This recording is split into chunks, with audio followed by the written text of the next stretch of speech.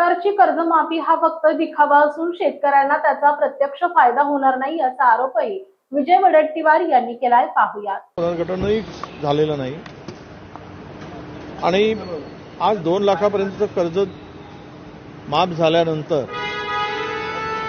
शेतकऱ्यांना वरचे पैसे भरायसाठी पैसे आहेत कुठे? त्यांना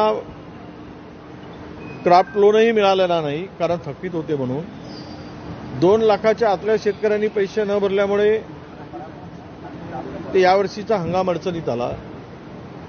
पण हा निर्णय आज झाला, पण खात्यात पैसे कधी पडतील, त्याला किती कालावधी लागेल?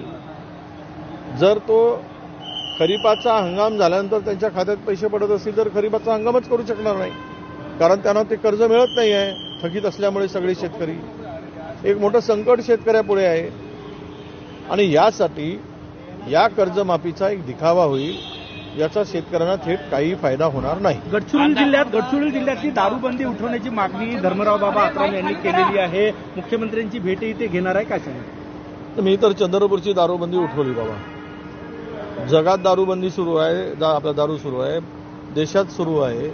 ज्या ज्या राज्यांनी दारू बंद केली त्या त्या राज्यांनी पुन्हा दारू सुरू केलेली आहे.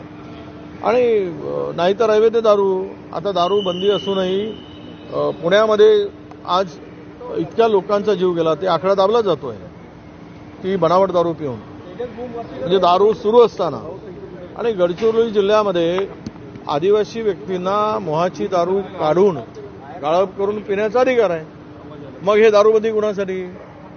कायदा जो काही आहे त्या कायद्यामध्ये ती तरतूद आहे की आदिवासी बांधवांना मोहफुलापासून अर्क काढून पिण्याचा अधिकार आहे. मग दारूबंदी गैर आदिवासीसाठी आहे.